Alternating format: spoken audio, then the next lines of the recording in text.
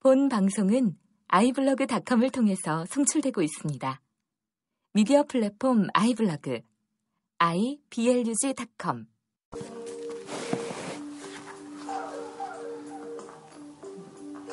네, 안녕하세요. 오늘은 새로운 또 강좌를 시작해 보려고 합니다. 제 특징이 일을 벌리는 게 제 특징 중에 하나니까요. 하나 마무리 제대로 안 하고 이것저것 많이 하는 사람 있죠. 제가 전형적인 그런 타입입니다. 그래서 지금 제가 제 팟캐스트에서 하고 있는 게 군발이와 부조리는 그냥 심심할 때마다 가끔 생각나는 게 있으면 하는 거고요. 그리고 철학과 굴뚝청소부가 이제 현대철학적 시작해야 되는데 지금 요즘 제가 좀 다른 공부한다는 핑계로 지금 그걸 제대로 준비를 못하고 있어서 근데 그것도 핑계인 것 같아요. 그거 하다가 지금 이렇게 새로운 강좌 시작하는 거 보니까요. 그리고 어쨌든 또 순전한 기독교도 시작을 했죠. 그죠? 근데 오늘 이 시간은요, 여러분 이제 독일에 있는 제독 철학자죠. 말 그대로 제독 철학자 한병철 교수의 투명사회를 같이 읽고 생각해보는 어떤 그런 강좌를 시작해볼까 합니다. 사실 여러분 이전에 제가 사실 이 강좌 자체 첫 시작도 사실은 이제 이 한병철 교수의 피로사회를 통해서 시작을 했거든요. 그래서 당시에 이제 피로사회도 제가 무려 한 아마 5회에 걸쳐서 나눠서 그죠? 진행을 했던 것 같은데 이번에는 더 자세하게 가볼까 합니다. 그래서 이번에 일단은 제가 투명사회를 아직은 그렇게 많이 읽었다라고 자신할 수는 없고요. 저도 이제 막 이제 두 번째 2회 독 정도를 끝냈습니다. 근데 이제 확실히 이번에도 이제 피로사회의 어떤 연장선에서 살펴볼 수 있는 내용이고요. 그런데 그래서 저는 사실 이 투명사회가 이번에 나왔을 때 크게 기대를 안 한 부분이 있었어요. 왜냐면 예전에 한번 이제 한병철 교수님이 세미나를 때도 한번 가봤을 때 이 투명사회에 대한 어떤 예고를 하셨는데 사실 이제 그 주제 자체는 충분히 예측 가능한 어떤 그런 주제더라고요. 그래서 좀 당연하지 않을까 싶었는데 실제로 이번에 사서 읽어보니까 그래도 역시 이게 어쨌든 에세이다 보니까 좀 천천히 뜯어보다 보니까 정말로 너무 좋은 표현들 또 그리고 정말 공감 가는 얘기들이 너무 많더라고요. 그래서 사실 이제 피로사회를 끝으로 사실은 이제 이제 한병철 교수님 책은 이제 그만 이제 분석해봐야지라고 했는데 오히려 또 이 투명사회죠. 이 투명사회의 매력이 있어서 이렇게 시작하게 되었습니다. 그래서 여러분 이제 투명사회라는 이름으로 책은 한 권이 나왔지만 그 안에 파트는 두 개로 나눠져 있고요. 그래서 이제 투명사회와 이제 무리 속에서 디지털의 풍경들 이런 식으로 이제 두 개로 나눠져 있습니다. 근데 이제 저는 이 투명사회 편만 일단은 세세하게 같이 여러분과 함께 읽어드릴까 생각 중이고요. 그래서 사실은 실질적으로 오늘 제가 녹음할 분량은요, 말 그대로 이제 10몇 페이지밖에 안 됩니다. 긍정사회죠. 제일 첫 파트. 투명사회 책 안에 긍정사회 파트가 있습니다. 그 긍정사회 첫 부분만 오늘 함께 살펴보도록 하겠습니다. 그래서 오늘 투명사회의 개론 및 그냥 말 그대로 천천히 같이 읽어보고 같이 생각해 볼 수 있는 그런 시간이 되었으면 좋겠습니다. 일단 여러분 이제 투명사회라는 단어 자체가 무엇을 상징하는지 이제 예측하신 분도 있겠지만 예측 못하신 분들도 있습니다. 왜냐하면 한병철 교수님이 지금 이제 지적하고 있는 모든 이 책들의 특성이요. 사실 이제 한 발자국 더 앞서 나가서 이제 비판하는 부분이 있거든요. 그래서 예를 들어 여러분 투명하다라고 표현하면 사실 여러분 이미지가 어떻습니까? 우리가 생각하기에 투명성이라고 하면 이렇게 접해서 뭐가 떠오르죠? 부정부패의 어떤 이 반대적인 어떤 측면이죠. 그러니까 뭔가 신뢰가 있고 투명하다. 딱 보면 여러분 보통 커뮤니케이션에서도 많이 써먹죠. 뭔가 소통할 때, 그죠? 소통, 투명, 그죠? 그리고 그것처럼 신뢰 이런 단어들은 여러분 다 어떤 긍정적 가치를 띠고 있는 언어들이죠. 근데 이제 바로 그것을 그대로 인정한다면 이 책은 별로 가치가 없죠. 근데 이 책이 의미가 있는 이유는 바로 우리가 알고 있는 그런 기존의 어떤 투명이라는 단어에 대한 상식을 뒤집고 있다라는 겁니다. 그러니까 오늘날 이 투명 사회가 되어 있는 오늘날이죠. 결국 한병철 교수가 보기에는 이 사회는 이미 투명 사회가 되었는데 투명 사회를 추구하고 있고요. 근데 그 과정이 이미 너무나 많은 어떤 문제점들을 동반하고 있다라는 것으로 분석을 하면서 강렬하게 비판하는 책이 바로 이 투명사회입니다. 여러분 제가 혹시나 해서 유튜브에서 방금 이제 그 투명사회라는 어떤 그 검색을 해봤거든요. 투명사회를 여러분 그 유튜브에 검색을 하시면요. 실제로 지금 한병철 교수님이 주장하고 있는 어떤 부정적인 어떤 측면의 투명사회는 전혀 없고요. 다 대충 2010년, 11년에 어떤 정부정책 자료나 대학 세미나나 이런 거에서 결국은 이런 정보 공개 어떤 청구에 대한 부분이죠. 그러니까 뭔가 이제 투명사회를 굉장히 뭔가 우리가 이제 앞으로 지향해 나가야 될 어떤 목적처럼 이 투명사회를 정의하고 있다는 것을 알 수 있습니다. 그러니까 그만큼 모든 이 한국 사회 내에서도 투명사회에 대한 가치를 굉장히 긍정하고 있는 상황에서 투명사회가 오히려 문제고 그것이 어떤 문제점을 갖고 있는지를 이제 역발상으로 살펴보고 있기 때문에 우리가 이제 이 책을 읽을 말 그대로 가치가 있고 그런 의미가 있다고 볼 수 있습니다. 자, 그럼 한번 시작해 볼까요? 한 장씩 저와 함께 제가 이제 주옥 같은 문장들은 같이 읽어드리면서 천천히 나아가도록 하겠습니다. 급하지 않게 저도 정리할 겸 저도 이렇게 정리하다 보면 나중에 저도 강의할 때 도움이 되기 때문에요. 너무 급한 마음으로 이제는 진행하지 않고요. 여러분이 편안하게 팟캐스트를 다운로드 받고 그냥 들을 때 뭔가 참 이 파트 한 문장이라도 여러분 굉장히 여러분 마음에 와닿는 게 있다라면 그것만으로도 가치가 있는 거겠죠. 자, 이 책의 첫 시작에 이제 페터 한트게의 어떤 글을 인용해서 시작하고 있습니다. 다른 사람들이 나에 대해 알지 못하는 것, 나는 그것으로 살아간다. 라는 어떤 구절로 그죠?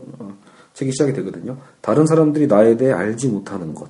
그죠? 다른 사람이 그러니까 결국 나만 알고 있는 거겠죠, 결국은요. 나는 근데 그것으로 살아간다. 라는 어떤 표현을 이 한트게라는 학자가 쓰고 있습니다. 자, 그러면, 이게 사실은 굉장히 큰 상징이에요. 투명사회라는 건 어떤 비밀도, 어떤 비밀 보장에 대한 것들을 다 제거하는 어떤, 그것을 추구하는 사회이기 때문에, 그걸 이제 역설적으로 본다면, 오히려 이제 한병철 교수는, 오히려 이 비밀, 어떤 불투명성, 이런 것들을 오히려 강조하고 있습니다. 자, 이제 긍정사회라고 해서 시작을 해보면요. 자, 오늘날 공적 토론의 장에서 투명성만큼 지배적인 화두도 또 없을 거다라고 이제 책이 시작이 되거든요. 그러니까 아까 제가 방금 말씀드렸던 바로 배경이겠죠.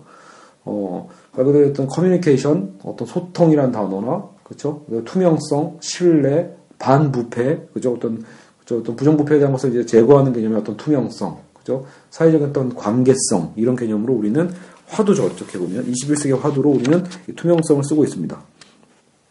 그래서 이것은 거의 어떤 물신성의 어떤 측면, 거의 신격화된 어떤 측면의 영향력도 갖고 있고, 그래서 이건 정치, 경제 영역에 한정되지 않고 오히려 이 사회 전반의 어떤 이 근본적인 패러다임 전환의 어떤 결과다라고 일단은 분석을 하고 있습니다. 그래서 투명사회의 1차적 모습은 이 긍정사회로 나타난다라고 해서 연결을 하고 있습니다. 그래서 이 1단원이 긍정사회인 거죠. 책의 챕터가요. 그래서 투명사회의 1차적인 모습은 긍정사회로 나타난다. 여러분 사실 이제 이 긍정사회라는 건 피로사회 그 전체의 어떤 피로사회와도 연관성이 있습니다. 피로사회에서도 제일 중요했던 건 나는 할 수 있다라는 어떤 거대한 어떤 초긍정의 사회죠. 그죠? 뭔가를, 나는 할 수 없어라는 어떤 자신감의 어떤 문제가 아니라 더 할 수 있다라는 긍정성에 대한 개념을 갖고 그것이 오히려 너무나 무리하게 자기 착취를 하게 되는 어떤, 그죠? 또 역설적인 모습들을 그려냈던 게 피로사회였거든요. 근데 이제 그런 개념에서 이 긍정성이라는 게 여기서도 연결되고 있다는 걸 알 수 있습니다. 투명사회는 1차적으로 긍정사회로 드러난다. 자, 그럼 어떤 게 그런지 하나하나씩 살펴볼까요? 일단은 간략하게 이제 정리 요약을 하고 있는데, 자, 사물, 행위, 시간, 이미지, 일단 이렇게, 핵심들을 나눠서 설명하고 있는데요. 자, 사물이라는 것, 사물은 모든 부정성을 떨쳐버릴 때, 그러니까 부정성, 이제 앞으로 여러분 이 단어가 계속 많이 나올 겁니다. 투명성의 반대가 불투명성이기도 하겠지만, 여러분 투명성이 결국은 긍정사회로 1차적으로 드러난다고 했잖아요. 그러니까 여러분 긍정의 반대는 뭐죠? 부정이죠. 그러니까 여러분 투명사회 말고 불투명사회를 비판하는 어떤 불투명성. 근데 투명사회가 추구하는 긍정사회는 그럼 긍정사회 또 반대는 부정성이죠. 그래서 이제 한병철 교수는 오히려 이런 투명사회를 비판하면서 이 부정성이라는 단어를 많이 쓰게 될 겁니다. 자, 사물은 모든 부정성을 떨쳐버릴 때, 매끈하게 다듬어지고 평탄해질 때, 말 그대로 자본과 커뮤니케이션과 정보의 흐름에 순응할 때, 어떤 저항도 없이요. 저항이 곧 부정성이잖아요. 그러니까 어떤 저항과 부정성 없이, 그죠? 자본과 커뮤니케이션과 정보의 흐름에 순응할 때 투명해진다. 사물은요. 여러분들 이 사물을 꼭 우리 일상 속에 보는 그 사물로 해석해도 되고요. 사실 근데 여러분 우리 자체도 우리도 어떤 육체를 갖고 있잖아요. 우리 육체도 일종의 사물로 생각하셔도 됩니다. 왜냐면 우리 역시도 자본과 커뮤니케이션과 정보의 흐름에 순응할 때 투명해진다라고 표현해 볼 수도 있겠죠.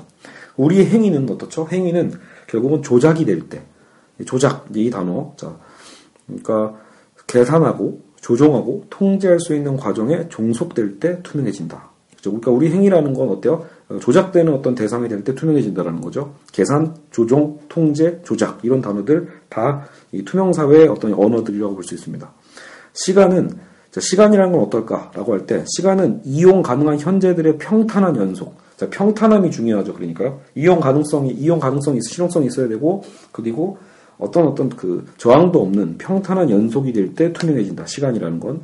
그래서 이 투명한 시간은 운명이 없는 시간이고요. 갑자기 막 도래하는 어떤 운명이 없고요. 혹은 또 갑자기 발생하는 사건도 없는 그런 시간을 얘기합니다. 그죠?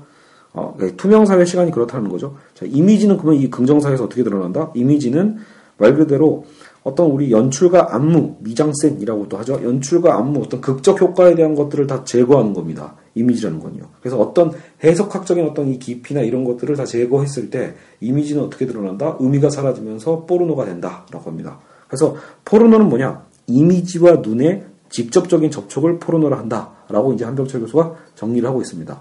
이 책 전반에서 계속 이제 포르노라는 단어가 나오니까요. 여러분 이제 남자분들은 늘 야동으로 보는 포르노를 생각하셔도 전혀 상관이 없고요. 그것도 맞는 말이니까요.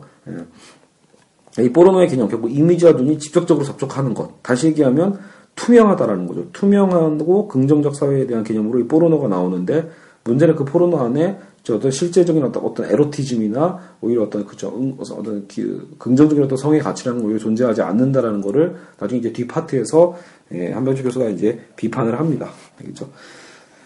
자, 그래서 여러분 어쨌든 사물은 이제 고유한 개별성을 상실하게 되고요. 그래서 스스로 오직 가격으로만 표현하면서 투명해진다라고 하는 거죠. 결국은 사물의 어떤 통합 불가능성, 개별성이 완전히 철폐되는 것이 투명사회고, 그러면 그 투명사회는 결국은 동일한 것의 지옥이 될 거다라고 이제 정의를 합니다. 투명사회라는 건 결국 다 동일한 거니까 여러분. 다 긍정하다 보면 결국 추구하는 것보다 다 동일한 것을 추구하는 거거든요. 결국 이 동일한 것들의 지옥이다라고 이제 표현을 합니다. 그래서 여러분 이 투명성을 우리는 보통은 사실 이렇게 생각해본 적이 없었죠. 우리는 보통 이 투명하다라고 하면 항상 이게 어떤 아까 반부패의 어떤 개념이나 어떤 정보 커뮤니케이션의 개념으로만 그래서 어떤 자유의 개념으로만 해봤죠. 투명성이라는 거는 어떤 자유의 측면과 우리는 되게 연관해서 보통은 생각을 하는데요. 그 영역을 제대로 파악을 못한 거다라고 이제 이 저자는 비판하고 있습니다. 즉 투명성이라는 건 모든 사회적 과정을 장악하는 어떤 시스템적인 강제력이다. 그죠? 라고 얘기를 하고 있고요. 그래서 결국은 계속해서 뭔가 이제 부정성을 해체하고 비판하면서 동일자의 연쇄 반응만을 일으키고 그래서 최대 속도에 도달하는 게 이런 투명사회의 어떤 목적이라는 거죠. 그래서 그 과정 속에서 부정성을 부정하니까요, 말 그대로. 다름과 낯설의 부정성, 그리고 타자의 저항은 바로 이런 매끄러운 어떤 동일자의 커뮤니케이션을 방해한다라는 거죠. 여러분, 결국은 투명사회, 긍정사회, 그리고 커뮤니케이션 다 같은 어떤 흐름으로 연결되고 있다는 것을 알아두십시오. 그러니까 여러분, 이 책에선 커뮤니케이션이 결코 우리가 평소에 알고 있던 그런 긍정적인 단어의 뜻이 아닙니다. 알겠죠? 결국은 시스템을 안정시키고 가속화하려고 하는 어떤 목적을 갖고 있다라는 거죠. 결국 그 사회는 획일적 사회가 될 거다라고 선언을 합니다. 획일화를 표현하는 세 단어는 곧 투명성이다. 또 하나의 어떤 전체주의다라고 해서 굉장히 강렬한 비판을 하고 있습니다. 알겠죠? 그래서 결국 이 투명사회가 추구하는 결과는 결국은 획일적 사회, 또 다른 전체주의가 될 거다라는 겁니다. 저희 이제 언어적 측면도 얘기를 하고 있어요. 투명한 언어는 그죠? 말 그대로 이 투명한 언어라는 것, 결국은 역시 이 저자가 비판하고 싶어하는 언어겠죠. 오늘날의 이 투명한 언어라는 건 어떤 애매모함도 없어야 되고요, 형식적이어야 되고 순전히 기계적이고 조작적인 언어여야 된다라는 거죠. 근데 실제로도 우리가 살아가는 삶에서 이제 최근에 많은 언어들은요, 말 그대로 컴퓨터적인 어떤 이 명령어 체계적으로 많은 것들이 돌아가고 있죠. 행정에 대한 과정도 결국은요, 무언가를 사유하는 언어라기보다는 명령적인 조작적 언어에 더 가깝거든요. 최근에 있었던 여러분 결국은 세월호 사건 같은 거대한 어떤 비극, 그죠? 이런 참극에 대한 어떤 가장 큰 문제점 중에 하나는 어떻게 보면 이런 기기화된, 관료화된 어떤 언어 체계에 있을 수도 있습니다. 여하튼, 그래서 여러분 언어학자 훔볼트의 예를 들면서요. 오히려 언어학자 훔볼트는 인간 언어의 근본적인 불투명성을 주장했었다라고 이제 저자는 인용하고 있습니다. 그래서 그 누구도 어떤 말 속에서 다른 사람이 생각하는 것과 완전히 똑같은 것을 생각하지는 않는다. 이렇게 하면서 쭉쭉 이제 얘기를 하고 있거든요. 그리고 자 인간의 영혼 개념도 나오네요. 자, 이 표현은 특히 중요하니까 저도 여기 특히 밑줄을 쳤던 부분인데요. 인간의 영혼은요. 그래서 분명 타자의 시선을 받지 않은 채 자기 혼자 있을 수 있는 공간을 필요로 한다. 되게 중요한 표현이죠. 그러니까 인간의 영혼은요. 남의 시선, 타자의 시선을 받지 않고 나 혼자 있을 수 있는 그 공간을 필요로 한다라는 거죠. 그래서 불투과성이죠. 나만 있을 수 있는 공간이니까요. 투과되지 않는 이 불투과성은 영혼의 본질에 속한다. 라고 씁니다. 결국 이제 이 책의 거의 주제라고 볼 수도 있습니다. 어쨌든 불투과성은 영혼의 본질에 속한다. 영혼의 내부를 훤히 비춘다면 영혼은 불타버릴 것이며 특별한 종류의 소진 상태에 빠지고 말 것이다. 여러분 이거 사실 되게 이해가지 않나요? 누군가가 나를 끊임없이 쳐다보고 나를 끊임없이 시선의 어떤 폭력으로 나를 쳐다본다면 그 시선의 대상으로 나를 그렇게 인지한다면 그렇죠 여러분 우리 결국 지치게 됩니다. 부모님이 나를 끊임없이 쳐다본다. 부모님이 나를 끊임없이 감시한다. 이 사회가 나를 감시한다. 회사가 나를 감시한다. 그렇죠?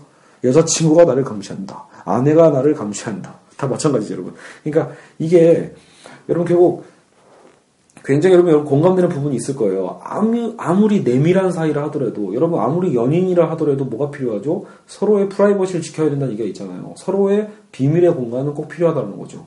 사랑하니까 모든 것을 다 공개해야 된다. 이거야말로 폭력이다라는 것을 이 책을 통해서 우리는 깨달아갈 수 있습니다. 저는 굉장히 그 부분에서 공감을 많이 했거든요. 여러분 오히려 더 사랑하기 위해서라도 각자의 자리를 각자만의 어떤 그 자리를 인정해 줘야 하는 것 그렇죠. 그것이 또 사랑일 수 있겠죠. 아직은 근데 이 책에서 지금 그 부분을 얘기하고 있지는 않으니까요. 제가 너무 오버하지 않고 가도록 하겠습니다.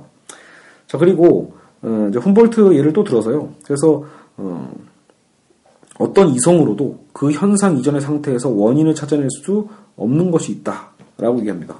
결국은 그러니까 어떤 이성을 갖고 우리가 아무리 분석을 해도요, 그 현상 이전의 상태에서 원인을 찾아내는 것은 찾아낼 수 없는 게 있다, 불가능한 게 있다라는 거죠. 사실 모든 것을 다 밝혀낼 수 있는 것처럼 긍정하고 있는 사회가 지금의 사회거든요. 그래서 이걸 포스트 프라이버시라고 합니다. 그러니까 프라이버시는 개인의 어떤 이 비밀과 불투명성을 주장했다면 이 포스트 프라이버시는 말 그대로 프라이버시를 넘어라는 뜻이니까요. 그러니까 그 이데올로기는 결국 사적 영역의 완전한 포기를 요구하는 시대다라고 이제 얘기하는 거겠죠. 오늘날 우리 시대는 어떠니까 사적 영역을 포기를 강요하는 시대다라는 거죠. 이를 통해 투명한 커뮤니케이션을 실현하고자 한다. 자, 근데 이제 저자는 이제 이렇게 비판합니다. 근데 그 속에는 몇 가지 오류가 있다. 이 포스트 프라이버시, 사적 영역을 완전히 포기를 요구하는 것에는 오류가 있다. 첫 번째는 여러 가지 얘기 연결해서 쓰고 있기 때문에 뭐 첫 번째라고 하긴 좀 그럴 수 있는데 일단 최소한 처음부터 가벼운 걸 보자면 인간은 자기 자신에게조차도 투명하지 않다라는 거죠. 마치 사적 영역을 완전히 포기하라고 하지만 포기하고 싶어도 포기할 수 없는 걸 수도 있다는 겁니다. 여러분 여기서 우리가 생각나는 게 바로 프로이트죠. 프로이트가 무의식을 발견한 가장 큰 의미가 뭡니까? 우리가 결국은 나도 모르는 내가 있다라는 것을 발견한 것이 가장 큰 영향 아닙니까? 그래서 내가 아무리 나를 알고 싶다라고 표현해도요. 결국은 내가 알 수 없는 무의식의 또 다른 나가 존재하고 있는 거죠. 감추어져 있는 무의식. 그래서 인간 정신은 사실은 이미 균열되어 있다. 근원적인 균열성에 있다라고 해서 투명해질 수 없지 않냐라고 저자는 반박하고 있습니다. 그죠? 그리고 타자가 투명하지 그러니까 여러분 우리 나 자신도 분열되어 있다라면 결국은 나와 타자와의 관계도 완벽하게 투명할 수가 없겠죠. 내 자신 안에서도 그런데 문제는 이 타자가 투명하지 않다는 사실 자체가 관계를 더 살아있게 만든다라는 겁니다. 이제 우리의 이제 발상을 우리가 기존 어떤 통념들을 다 뒤집을 필요가 있겠죠. 약간 준비되어 있어야겠죠. 그러니까 우리는 마치 나와 타자의 관계가 뭔가 투명해야 관계가 더 확장될 거라고 보는 것 같지만 아마 그것도 여러분 아마 이게 결국은 적정 수준의 문제일 수 있을 거예요. 그러니까 오히려 지금처럼 너무 많은 것들을 까발리는 사회에서는요. 오히려 투명하지 않다는 그 사실 자체. 여러분 일단 타자가 완벽하게 이미 내 어떤 투명한 정보 안에 들어와 있다면 우리는 그 타자를 궁금해하지 않습니다. 여러분 우리가 처음부터 너의 모든 걸 알고 싶어라고 표현하는 그 단계도 뭐에서 시작하는 거다 사실은 우리가 알지 못하는 자기 때문에 궁금해하는 거죠. 그러니까 타자가 투명하지 않다는 사실 자체에서 오히려 그건 관계를 더욱더 살아있게 해줍니다. 게오르그 짐멜에 대한 예를 쓰고 있습니다. 완벽하게 안다는 것, 심리를 끝까지 파헤쳤다는 것, 그 사실만으로도 우리는 취해 있지 않았었는데도 술에서 깬 듯 정신이 번쩍 든다. 그리고 인간관계 활력도 그렇게 사라진다. 라고 얘기합니다. 그러니까 완벽하게 알고 심리를 끝까지 파헤치면 안 된다라는 거죠, 결국은요. 자, 그래서 투명성의 강제에는 바로 이러한 섬세함, 즉 결코 완전히 제거될 수 없는 다름에 대한 존중이 결여되어 있다. 그러니까 여러분, 구조적으로는 내 안에 있는 또 다른 나와 타자와의 어떤 차이에 대한 거는 사실은 완전히 제거할 수 없는 건데도 불구하고 그 다름과 차이에 대한 존중이 결여되어 있고 다 알 수 있다는 것처럼, 다 모든 정보를 공개할 수 있다는 것처럼 그것을 강요하는 사회다라는 거죠. 그래서 오히려 이런 투명성의 파토스에 맞서서 거리의 파토스가 필요하다 이렇게 얘기합니다. 여러분들 여기서 거리는 그 스트리트의 거리가 아니라요, 우리 디스텐스의 거리 있죠. 그러니까 나와 나의 어떤 그 거리. 그러니까 왜냐면 그 거리가 필요하다라는 거니까요. 지금 한명숙 교수는요, 그렇죠? 자, 그리고 이런 표현도 나와요. 이제 새로운 단락을 나눠서 개인의 자율성도 타인을 이해하지 않을 자유를 전제한다. 개인의 이 자율성이라는 것도 결국은요, 타인을 이해하지 않을 자유를 전제해야 된다라는 거죠. 그러니까 자율성은 이해의 평등, 즉 투명한 평등이 아니라 타인에게서 이해되지 않는 바를 받아들인다는 것. 그 타인에게 봤을 때 우리가 이해 안 되는 부분 있잖아요. 그거 자체도 그냥 그대로 받아들이는 것, 그게 자율성이지, 마치 그걸 무조건 다 이해해야 되는 것처럼 얘기하는 것도 일종의 폭력이 될 수 있죠. 그래서 불투명한 평등을 오히려 의미한다. 개인의 자율성이라는 건요. 그러니까 투명한 평등이 아니라 불투명한 평등이다. 그 투명한 관계는 모든 매력과 모든 활기를 잃어버린 죽은 관계이다. 완전히 투명한 것은 오직 죽은 자뿐이다. 이렇게까지 얘기를 합니다. 완전히 투명한 거는 오직 죽은 자밖에 없다라는 거죠. 여러분들 이제 이 부분 있잖아요. 개인의 자율성, 타인을 이해하지 않을 자유라고 했는데, 여러분 이 부분까지 오면 벌써 굉장히 혼동되는 부분이 있을 거예요. 특히 이제 최근에 어떤 다양성, 관용, 톨레랑스, 심지어 여러분 들레즈를 좀 보신 분들은 오히려 어떤 되려 이것을 잘못 해석한 걸 수도 있고요. 그렇게 받아들여지는 걸 수도 있는데, 말 그대로 이제 타인에 대한 어떤 이 차이를요, 차이 그 자체로 받아들인다고 했을 때, 말 그대로 보면 차이를 받아들인 건데도 불구하고, 말장난 같죠? 여하튼, 말 그대로 너와 나의 어떤 다른 그 자체를 그 자체로만 그냥 그대로 인정하는 건 오히려 일종의 폭력일 수 있다는 관점이 있거든요. 그러니까 너와 나가 다른데, 그냥 그 다른 그 자체를 그대로 인정하는 건 역으로 여전히 그 안에 내부적으로 해결된 게 없지 않냐라는 어떤 이제 또 반론도 있습니다. 근데 지금 오히려 한명철 교수는 선을 긋고 있는 거죠. 아니다. 너무 투명하면 안 된다는 거죠. 너무 투명한 관계. 모든 것들을 다 받아들이고 내가 타자의 어떤 것들을 모두 다 받아들이는 어떤 개념처럼 서로가 그렇게 받아들이는 어떤 투명성이라면 그건 오히려 서로의 매력과 활기를 잃어버리는 죽은 관계에 불과하다라는 겁니다. 그래서 새로운 계몽은 여기서 이제 추구하는 계몽이겠죠, 말 그대로. 이제는 오히려 오늘날 사회가 인간의 어떤 삶과 사회생활에서 투명성의 어떤 강제로 인해서 오히려 인간의 어떤 기존의 긍정적이고 생산적인 어떤 그 영역들이 파괴되고 있다는 것을 인식하는 거야말로 이제 새로운 계몽이다라고 얘기하는 겁니다. 새로운 이제 계몽주의죠, 어떻게 보면. 그래서 이제 니체를 활용합니다. 니체도 이런 얘기를 했다라는 거죠. 새로운 계몽이라고 할 때 새로운 계몽은 뭐냐? 인간과 동물이 어떤 무지 속에서 살고 있는가를 깨닫는 것만으로는 충분하지 않다. 오히려 더 나아가, 한 발짝 더 나아가서 무지의 어떤 의지를 갖고요. 그 무지를 습득해야만 우리는 살아갈 수 있다는 겁니다. 무지가 없으면 삶 자체가 불가능하다고 이미 니체는 예전에 얘기했다라고 인용하고 있습니다. 그렇죠?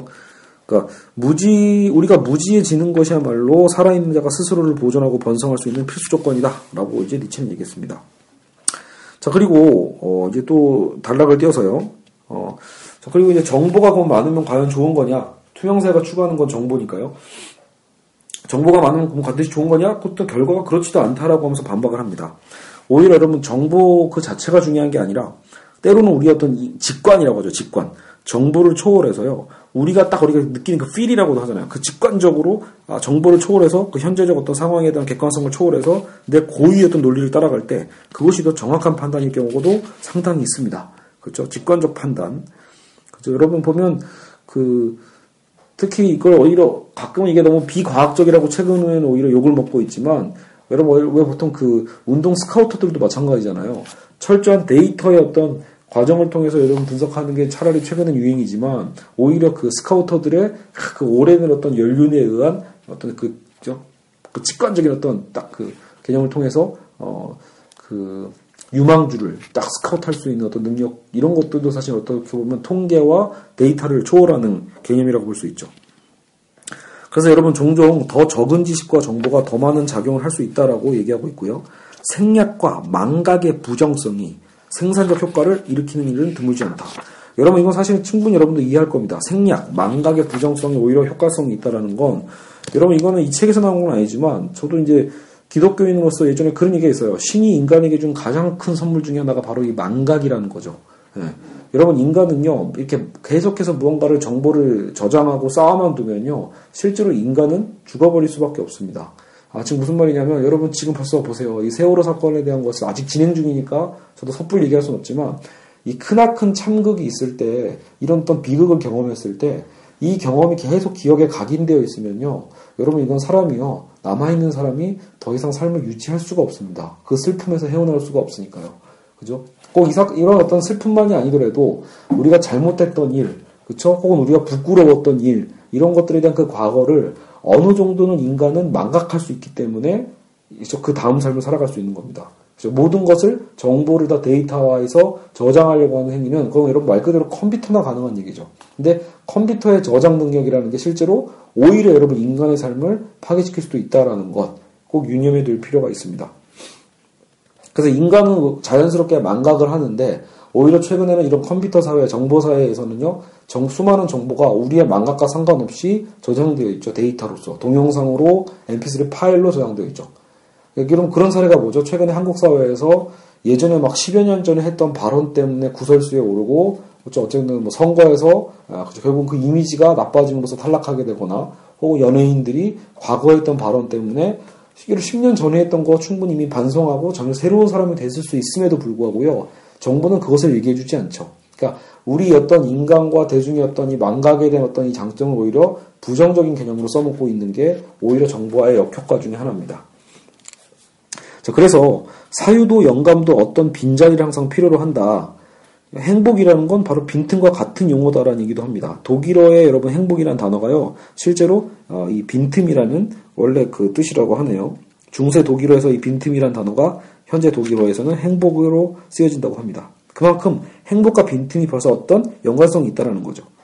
그래서 빈틈의 부정성을 더 이상 허용하지 않는 사회는 행복이 없는 사회다. 근데 여러분 이거 되게 와닿는 얘기죠. 너무 빡빡하고 완벽하고 무언가를 계속해서 끊임없이 밝혀내라고 하는 그런 삶이나 조직 안에서는 행복하기 어렵겠죠. 시각에 빈틈이 없는 사람은 그래서 포르노다. 지식에 빈틈이 없으면 또 사유는 계산에 불과하다. 이렇게 얘기하는 거죠. 물론 문득 시각에 빈틈이 없는 사람은 포르노다라는 이 문장을 보니까요. 여러분 또 최근에 그 앱에서 여러분 그 뭐예요? 그 자기 애인 추적하는 앱들이 있었죠. 그래서 그런 앱들이 왜 논란을 일으켰냐라고 할 때 사실 그런 거죠, 여러분. 연인 관계에서도 여러분 정말로 자기 연인이 바람 피는 게 정말로 그렇게 의심스러우면요. 그 관계는 이미 깨어지는 게 좋습니다. 그러니까요. 지금 관계를 더 유지하고 싶어서 나는 내 남자친구를 감시하는 거야. 이게 어떤 신뢰의 표현 아니겠어? 이건 신뢰의 조건 아니겠어?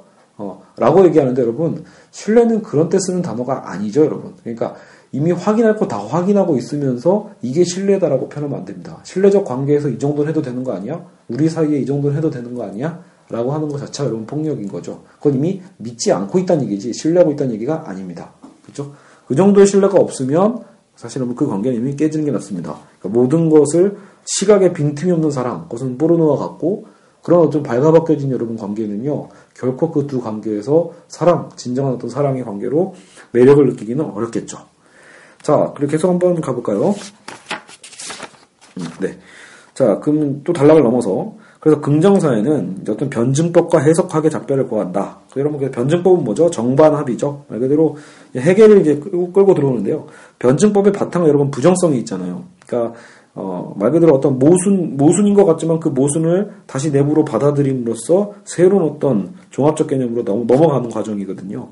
그래서, 해겔의 이 정신이라는 것, 가이스트죠. 정신은 부정적인 것에 등을 돌리는 게 아니다라는 거죠. 부정적인 것은 나와 다르니까 이건 아니야라고 등을 돌리는 게 아니라 부정적인 것을 감당하고 그 부정적인 것 안에 그 나를 보존하는.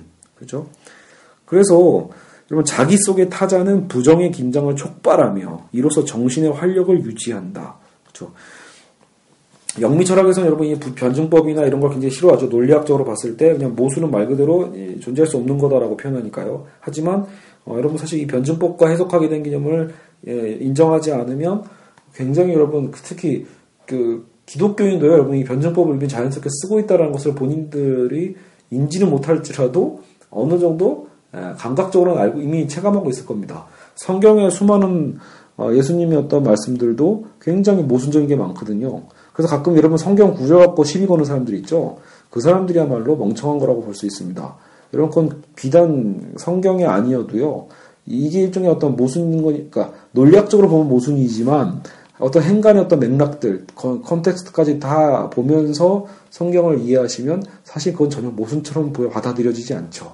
알죠? 그 신앙인들이 맹목적으로 그냥 무작정 마치 어디에 꼭 어디에 막 씌어가지고 무조건 맹목적으로 믿는 게 아니라요. 사실은 그 성경 안에서 상당히 설득력 있는 변증법적인 어떤 논리가 있다라는 거죠. 이 정반합의 논리가요.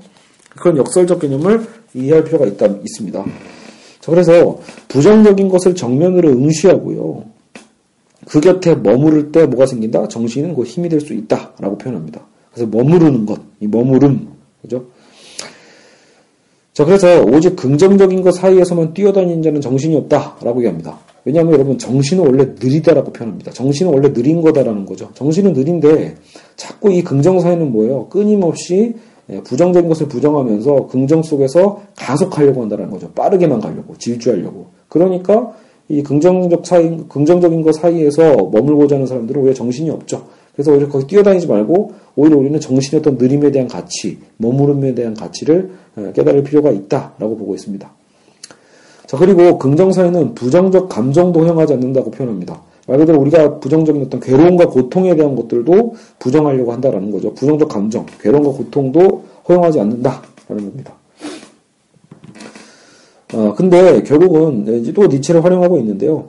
인간의 정신은 결국 이런 고통의 결과다라고 합니다. 고통이 없이는 고통과 본질이다라는 거죠. 인간 정신의 가장 본질은 이런 고통 가운데서 늘어난다라는 겁니다. 근데 긍정사회는 오늘날의 투명사회, 즉 긍정사회는 인간 영혼을 완전히 새롭게 조직하려고 한다라는 거죠. 그러니까 어떤 고통을 통한 어떤 인간의 어떤 정신과 감정 이런 것들을 허용하지 않으니까 어떤 현상이 생기냐면요. 대표적으로 사랑이죠, 사랑. 사랑이라는 것도 전혀 다르게 이제 새로 조직하는 사회가 되는 거죠. 그래서 사랑도 역시 안락한 감정들, 복잡하지 않고 흔적을 남기지 않는 흥문들의 평면적 배합으로 전락한다. 무슨 말이냐? 이제 알랭 바디의 어떤 사랑 요청의 사례를 얘기하고 있는데요. 거기에 이제 싱글 거래소, 말 그대로 온라인 데이트 사이트에 이런 슬로건이 있다라는 거죠. 온라인 데이트 사이트. 여러분 충분히 뭔지 이해 가시죠? 그 슬로건이 이거래요. 사랑에 빠지지 않고 사랑하세요. 사랑에 빠지지 않고 사랑하세요. 괴로움 없이 사랑하기 참 쉽습니다. 이런 슬로건이 있대요. 그러니까 사람은 여러분 결국은 오늘날 긍정사회, 투명사회는 사람조차도 길들여지고 긍정화되어서 이런 소비와 안락의 상투형이 되어간다라는 거죠. 그래서 어떤 상처도 잊고 싶지 않은. 여러분 우리는 물론 사랑을 통해서 상처 입는 게 두렵죠. 하지만 여러분 우리 아까 삶이라는 것 자체가 뭐예요? 이 고통을 통해서 이루어진다라는 거죠. 근데 오늘날 이 투명사회, 긍정사회는요. 그런 어떤 고통조차도 고통의 감정도 오히려 무시한다라는 거죠. 그래서 여러분 고뇌와 정열이라는 것은 부정성의 형상이다라고 해서 이것을 이제 오히려 이 저자는 오히려 고뇌와 정열은 굉장히 중요한데 부정성의 형상이니까요. 우리가 고뇌해야 되고 정열, 그죠? 이렇게.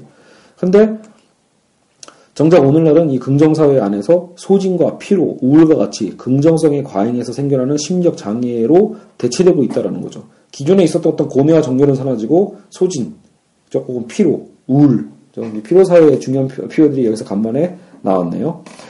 그래서 여러분 실제로 이 사랑에 대한 것들도 오늘날 여러분 그러니까 오늘날 사랑이라고 표현하지 오늘 연애 몇 번 해봤니라고 할 때 여러분 사실은 몇 번 사귀었다라는 것만으로 여러분 사랑했다는 횟수로 치시면 안 됩니다. 여러분 그러니까 연애를 한 것 같지만 알고 보면 뭐예요? 서로 상처받기 싫어서 서로 싸우기 싫어서 그냥 말 그대로 우리 보통 여러분 엔조이 한다고 하죠. 그래서 단순히 육체적인 어떤 쾌락만 나누고 많은 것라고 할 때 여러분 그것을 사랑의 어떤 경험이라고 표현해서는 안 됩니다. 그냥 어떤 육체적 관계의 경험이겠죠. 그래서 그런 관계가 왜 갈수록 이게 말 그대로 휘발성이 어떤 사랑이겠죠. 휘발성 관계, 휘발성인 어떤 섹스가 왜 자꾸 늘어나느냐. 사실 오늘날 이제 새로운 세대로 갈수록 더더욱이 뭐예요. 상처받고 어떤 사랑하는 상대자 때문에 고뇌하고 고통받는 게 싫은 거겠죠. 그 자체를 이제는 피해가고자 하는 어떤 시대의 어떤 그런 어떤 양상이라고 볼 수 있습니다. 자, 그리고 그 다음 이제 이런 계속 그 사례가 나오는 거죠. 긍정사의 특성 중에 이제 감정도 그랬다면 이제 이론이라는 것. 자, 근데 이제 여기서 이제 일종의 반박인 거죠. 자, 엄격한 의미에서 이론이라고 하는 건요, 부정성의 현상이다라고 얘기합니다. 즉, 이론은 무엇이 여기 속하는지, 속하지 않는지를 판단하는 거죠. 그러니까, 이론이라는 건 무엇이 여기 속하냐, 속하지 않는가에 대한 것을 결정하는 결단이다. 결국, 이론이라는 건 고도로 선택적인 이야기로서 구별의 경계선을 만든다. 이러한 부정성으로 인해 이론은 폭력적 성격 또한 갖고 있다. 근데 여러분, 이게 지금 뭔가 저자의 의도가 어때요? 그걸 이론을 비판하려고 하는 게 아니라, 말 그대로 이론을 지금 긍정하면서 오히려 이제 긍정사회에 대한 비판으로 써먹고 있는 거죠. 그러니까요. 이론은 결국은 뭐예요? 사물들이 서로 접촉하는 것을 막고 뒤섞는 것을 분리한다라는 겁니다.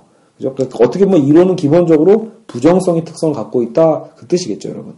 근데 문제는 뭐예요? 오늘날은요, 이런 이론 자체를 이제 비판하면서, 이런 이제 인과론에 대한 비판이라고도 하거든요. 이런 이론을 비판하면서 실증적 데이터와 정보의 더미가 이론을 불필요하게 만들고 데이터의 비교만으로도 이론적 모델을 대체할 것이라고 얘기하는 이제 주장들이 많이 나오고 있습니다. 오늘날은요. 근데 이제 그 가정은 이제 틀린 거다라고 이제 저자는 비판하고 있죠. 여러분, 이게 이제 책에서는 안 나오는데요. 저도 사실 이제 이거에 관련된 글을 읽어봤었거든요. 여러분, 대표적인 게 바로 구글입니다. 여러분, 구글. 오늘날 여러분 이제 빅데이터 시대라는 말은 다 들어봤죠. 그러니까 이 빅데이터 시대로 넘어오면서요, 말 그대로 어마어마한 데이터량들을요, 이 페타바이트라고도 표현하는데, 이 어마어마한 데이터들을 말 그대로 분석하고 정리할 수 있는 컴퓨터 프로그램만 있다라면요, 그 안에 이제는 어떤 원인이 뭐고 결과가 뭐고 이론이 무엇인가에 대한 거는 이제 필요 없다라는 겁니다. 그냥 데이터의 결과가 이미 모든 것을 알려줄 수 있는 시대로 넘어왔다. 페타바이트 시대라고도 표현을 합니다. 근데 그래서 이제 그 정보 자체가 곧 정직하기 때문에 이제 이런 이론의 시대의 종말을 얘기하는 과정들이 오늘날 나타나고 있는데, 지금 이제 한병철 교수는 그것을 말 그대로 정면에서 비판하고 있는 겁니다. 왜냐하면 부정성으로서의 이 이론, 방금 우리가 살펴봤죠. 이론이라는 것은 부정성을 갖고 있는데 이런 실증적 데이터와 정보 이전의 거다라는 거죠, 여러분. 그러니까 우리 데이터도 결국 뭐가 만들어내죠? 컴퓨터 프로그램이잖아요. 그러니까 실증적 데이터와 정보 이전에 모델보다도 더 근원적인 지점에 이론은 존재하고 있다는 거죠. 이미 존재하고 있는 게 이론입니다. 데이터를 기반으로 하는 이 실증 과학은 임박한 이론의 종말을 초래한 원인이 아니라는 거죠. 그러니까 이 데이터 어떤 이 페타바이트, 실증 과학, 어떤 이런 개념들이 빅데이터 시대가 결국 이론의 종말을 초래한 원인이 아니라요, 오히려 이론의 종말에 의한 결과일 수 있다는 겁니다. 오히려 역으로. 그렇죠?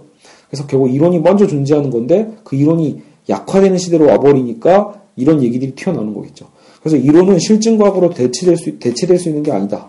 그죠? 왜냐하면 실증과학을 통해서는 도대체 무엇이 존재하고 무엇이 존재해야 하는지를 결정하는 이 결단의 부정성이 존재하지 않는다라고 표현하고 있습니다. 여러분, 제가 이제 어제 그 C.S. 루이스의 어떤 순전한 기독교 편을 제가 잠깐 한 편 녹음을 했는데, 거기서도 루이스가 이거와 똑같은 얘기를 합니다. 그러니까 과학의 역할이라는 게 결국은요, 우주가 왜 존재하고 무엇을 위해 어떤 목적으로 존재하는지를 과학은 절대 얘기해 줄 수 없다라는 거죠. 그것을 과학으로 표현하려고 하는 것 자체가 여러분 일종의 큰 어떤 오류다라고 얘기를 하고 있습니다. 과학이 판단할 수 있는 부분이 아니라는 거죠. 실증과학은 철저하게 우주의 모든 성분을 다 파악할 수 있게 된다 하더라도 그럼에도 불구하고 우주는 왜 존재하는 거지? 라는 것에 대한 대답은 못 찾는다라는 거죠. 우주의 근원, 우주의 이면에는 무엇이 존재하긴 하나? 라는 것도 과학이 탐구할 수는 없다라는 겁니다. 알겠죠? 그거와 같은 맥락이라고 보시면 돼요. 자, 그리고 단지 이제 그 표현을 여기서는 이제 부정성의 개념에서 긍정성을 비판하면서 부정성의 개념으로 이제 한병철 교수는 쓰고 있는 거죠. 자, 그리고 이제 정치가 나오네요. 이제 이번엔 이제 이론이 정치는 전략적 행위다라고 하는데, 여러분 이 부분도 되게 우리에게 생각할 수 있는 여러 가지 부분을 줍니다. 우리는 보통 정치하면 무조건 어쨌든 거짓말쟁이 정치인들 하면서 특히 정치의 불투명성을 많이 비판하잖아요. 근데 기본적으로 정치의 근본은 이 비밀에 있다라고 얘기를 하고 있습니다. 비밀스러운 영역은 정치와 잘 어울린다. 역으로 전면적인 투명성은 정치를 마비시킨다라고 표현합니다. 그리고 유명한 정치 신학자죠. 칼 슈미트. 그래서 칼 슈미트의 어떤 이론을 빌어서요. 말 그대로 기밀, 그죠? 어떤 기밀, 즉 정치 기술적 비밀이 모든 정치의 본질적 속성이다라고 얘기하고 있습니다. 그래서 사유재산과 경쟁의 바탕을 둔 경제활동에서도 이 사업과 경영상의 비밀이 필수적인 것만큼이나 여러분 실제로 회사를 경영하는데 비밀이 없을 수가 없죠. 모든 게 다 공개되면 여러분 어떤 회사도 이윤을 얻을 수 없잖아요. 결국은 정치도 마찬가지다라고 표현하고 있습니다. 알겠죠? 그래서 오히려 이 정치 사회 안에서 오히려 이런 어떤 나름대로 어떤 비밀스러움이라는 것을 끝까지 추진할 수 있는 어떤 용기가 없어져 버리면요. 결국은 그 사회는 오히려 어떤 위계 질서나 어떤 비밀 외교나 또 나은 어떤 그 정치에 대한 가능성은 사라져 버린다라고 얘기를 합니다. 이 부분은 여러분 그렇게까지 막 공감이 좀 안 갈 수도 있을 거예요. 왜냐면 한국 사회의 정치는 너무 어두우니까, 너무 모든 것들을 속이니까요. 그렇죠? 근데 역으로 고민해 보자는 거죠. 정치가 마냥 다 깨끗해서 모든 것을 우리가 다 알 수 있다라면 과연 정치 과정 자체가 가능해질 것인가? 사실 어느 정도는 우리가 그렇죠, 잘 모르고 그렇죠, 어떤 그 비밀에 숨겨져 있기 때문에 우리가 어떤 매력을 느끼는 걸 수도 있거든요. 자, 그리고 이 부분은 저 이해하실 것 같아요. 독일의 해적당이라는 정당이 있대요. 그러니까 투명성의 정당의 상징인데요. 해적당은 이름이 해적당이래요.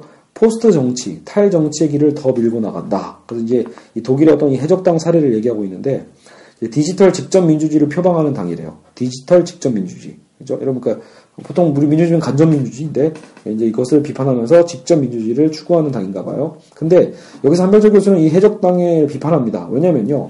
이거는 그냥 반정당일 뿐이지 색깔이 없는 최초의 정당이다라는 거죠. 그러니까 여러분 투명성은 여러분 색깔이 없죠. 그러니까 그 얘기를 하는 겁니다.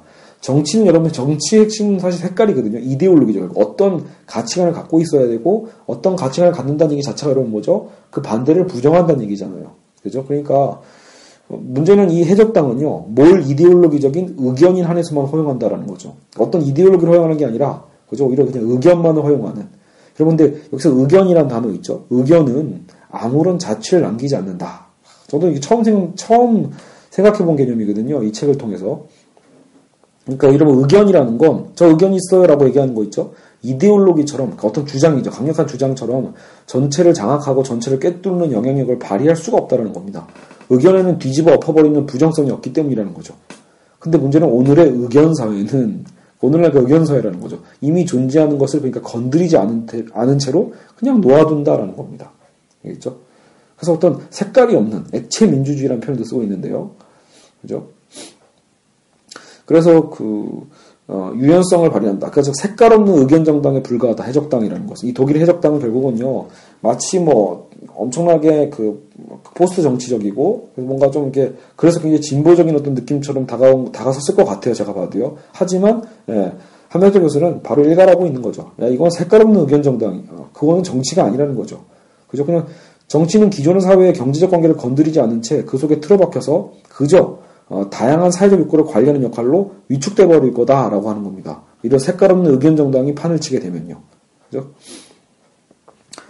오히려 정치라는 건 정치적 의지를 천명해야 되고 새로운 사회적 자표를 정립해야지만 여러분 그게 정당의 역할인데 지금 여기서 나오는 이 해적당이라는 것은 아무런 가치도 갖고 있지 않다라는 거죠. 여러분 상당히 그래서 여러분 이건 굉장히 큰 메시지가 있습니다. 마치 우리는 민주주의 사회에서 좋은 게 좋은 거다 식으로 자꾸 막 너무나 박지적으로 중립적 개념으로만 판단하는 경우도 많이 있거든요. 그래서 자신의 어떤 견해를 보류하고 그냥 일종의 의견만 내는 거죠. 그렇죠? 근데 의견만 내면 마치 모든 게 해결될 것 같이. 근데 그것은 당장의 논쟁만을 피할 뿐이지 실제로 무언가를 결정하는 건 여러분 결국 논쟁을 통해서거든요. 논쟁을 두려워해서는 실제로 여러분 민주주의 어떤 이 진리나 그렇죠? 가치를 추구할 수는 없겠죠. 자, 그리고, 넘어와서요. 이제 다, 벌써 여러분 이제 이 챕터 끝나가네요. 투명성의 강제는 기존 시스템을 안정적으로 유지하는데 매우 효과적으로 작용한다. 그리고 여러분 이제 이 투명사회, 긍정사회라는 핵심은요, 이 투명적 시스템을 통해서 이게 약간 보수화를 얘기하는 느낌이 있죠. 그러니까 기존 시스템을 안정적으로 유지하는데 매우 효과적이다라는 거죠. 그죠? 그래서, 부정성이 없다는 것 자체가 어때요? 이건 어떻게 보면 부정성을 무시하고, 그렇죠? 끊임없이 현재 시스템을 안정적으로 유지하는 데 효과적이라는 것 자체가 일종의 어떤 보수주의고, 혹은 여러분 그 사회학적으로 기능주의와 좀 닮았죠? 그러니까 결국은 그 외부를 보지 못하니까, 시스템의 외부를 보지 못한다는 건 결국 어떠한 갈등도 부인하는 것 같죠. 그래서 갈등론보다는 기능론에 더 가까운 어떤 비판점이겠네요. 그래서 이미 존재하는 것을 확인하고 최적화할 뿐이다. 그렇죠. 딱 이 보수적인 성향이죠. 이 느낌이요. 그러니까 투명사회가 사실은 굉장히 진보적인 어떤 가치인 것처럼 우리는 많이 받아들여 왔지만 그 결과물은 오히려 굉장히 보수적이 될 수 있다는 것을 보여주고 있습니다. 그렇죠? 그래서 완벽하게 투명한 건 오직 탈정치화된 공간뿐이다. 근데 이런 탈정치화된 공간이라는 건 지향점 없는 정치고요. 그것은 곧 그냥 국민투표로 전락한다. 일종의 어떤 거수기 얘기하는 거죠. 그러면 여러분 사실 그거는 그저 일종의 역동적 사회라고 볼 수가 없는 거죠. 그냥 지금 현 상태만을 유지하고 통제하기 위한 사회. 여러분 그건 결국 그러니까 여러분 항상 보수주의의 가장 큰 문제가 그거거든요. 보수가 그 자체로 문제가 아니라 보수주의를 너무 강력하게 주장하다 보면 그것이 고착되다 보면 결국 이것이 전체주의의 파시즘으로 끌고 갈 가능성이 상당히 있다는 거죠. 자, 그리고 긍정사회에서 일반화된 판정 형식은 좋아요이다. 이 좋아요는 어디서 들어본 거죠? 바로 이 페이스북을 염두에 두고 쓴 책이기도 하더라고요. 그러니까 페이스북에 보면 여러분 항상 이상하게 페이스북 여러분 어때요? 싫어요 버튼 없죠? 실제로 저도 페이스북 사용자지만 정말 여러분 이 좋아요 버튼 때문에 사실 여러분 어때요? 페이스북에 대한 접근성이 훨씬 강화됩니다. 그러니까 페이스북의 수많은 사용자 유저들이요 부담 없이 페이스북에 자신의 글을 남길 수 있는 이유는요 말 그대로 페이스북 자체가 하나의 거대한 긍정사회고 투명사회이기 때문입니다. 페이스북 여러분 정말 싫어요 버튼이 있어 보세요.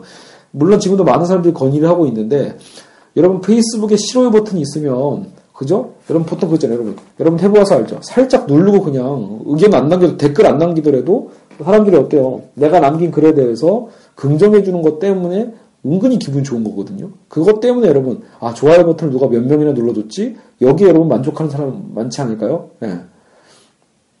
댓글 달릴 때는 오히려 긴장하죠. 혹시 내가 말한 것에 대해서 누가 비판하고 있는 거 아니야? 비판하면 골치 아프게 또 투쟁해야 되는데 또 뭐 논쟁해야 되는데 필요하죠 뭔가. 그러니까 페이스북 자체가 전략적으로는요 좋아요 버튼만을 계속 고수하는 이유는 말 그대로 좋아요 버튼이 없고 좋아요 버튼 말고도 혹시 글쎄요 버튼, 싫어요 버튼 정도만 나타나도요 사용자가 현격하게 떨어질 거다라는 거죠.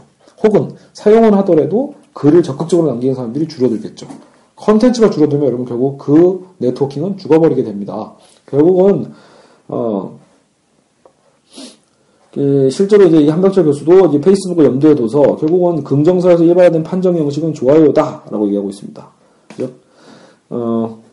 부정성은 결국은 커뮤니케이션의 장애가 된다. 제가 방금 한 얘기죠. 커뮤니케이션의 가치는 오직 정보 교환의 양과 속도로만 측정된다. 여러분 결국 페이스북이 왜 유명합니까? 왜 그리고 자산 가치가 높죠? 결국은 수많은 사람들이 수많은 정보의 양을 교환하는 거잖아요. 그리고 수많은 사람들이 접속하고 있다는 것 때문에 그 사용자에 대한 어떤 사용자가 많으면 많을수록 오늘날은 결국 그 어플 회사는 떼돈을 벌게 돼 있죠. 그러니까 커뮤니케이션의 대량화는 경제적 가치의 증가로도 이어진다. 바로 이런 거겠죠. 여러분 페이스북, 트위터 다 이런 것들에 대한 심지어 우리나라는 카카오톡 이런 것들 보면 결국은 이런 게 다 뭐야? 일종의 긍정사회라는 거죠. 무언가를 부정하고 싸우고 이런 공간이 아니라 무언가를 더 긍정하고 많은 것들을 끌어들여서 단순히 많은 것들을 밋밋하게 만드는, 투명하게 만드는 그런 일종의 네트워킹 시스템이라고 볼 수 있습니다. 그렇죠? 자, 그래서 여러분 사실 이런 부정성, 어떻게 보면 오늘 여기서는 안 나오는데 결국은 뭔가 부정하고 뭔가 논쟁하고 이런 것들은요, 사실은 거의 인기가 없죠. 부담스러우니까요. 자, 그래서 여러분 마지막 결론 부분이네요. 투명성과 진리는 같은 것이 아니다. 여러분, 그러니까 투명성과 진리는 같은 게 아니다. 다시 얘기하면 진리라는 건 다른 모든 것을 거짓이라고 선언함으로써 스스로를 정립하고 관철한다. 즉 진리는 부정성이다. 라고 아예 단언을 합니다. 근데 여러분 맞는 얘기죠. 진리라는 건요. 다른 모든 것을 거짓이라고 선언할 수 있을 때 그 자신이 진리가 될 수 있는 거죠. 스스로를 정립하고 관철한다. 그래서 그건 진리는 부정성을 통한 특성을 갖고 있지 투명성을 갖고 있는 건 아니다라고 얘기합니다. 그렇죠? 그래서 과다 정보와 이런 과다 커뮤니케이션, 그렇죠? 어떤 의미 없는 어떤 정보 이런 것들은 결국 뭐예요? 진리의 결핍이며 존재의 결핍을 드러낼 뿐이다라고 비판을 하고 있습니다. 있죠? 자, 이렇게 해서 이 투명사회 첫 챕터입니다. 긍정사회 편을 마쳤고요. 이제 그 두 번째 파트는 이제 전시사회에 대한 얘기가 나옵니다. 그래서 이 전시와, 나중에 뒤로 가면 이제 뭐 포르노 사회, 뭐 가속 사회, 뭐 이런 이 표현들이 쭉쭉 나오거든요. 친밀 사회. 근데 여러분 이제 이 첫 파트를 좀 길게 했는데 앞으로 하다 보면 이게 중복되는 부분들이 꽤 많이 있어요. 그래서 이제 여러분 제가 뭔가 코멘트할 해설들이 딱히 별로 없다라면요. 혹시 이제 오늘은 딱 파트 하나를 했지만 다음번에는 이게 중복되는 부분이 많아서 빨리 뭔가 이제 중복되는 부분들은 더 얘기할 필요는 없으니까요. 그걸 생략하고 넘어가면 또 뭐 여러 파트를 한 번에 합쳐서 할 수도 있겠죠. 어쨌든 너무 급하지 않게 오늘의 어떤 이 호흡 정도를 갖고요. 계속해서 이 투명사회 강의도 함께 진행하도록 하겠습니다. 네, 여러분 50분 동안 고생 많으셨고요. 또 다음 편을 기대해 주세요. 네, 수고하셨습니다.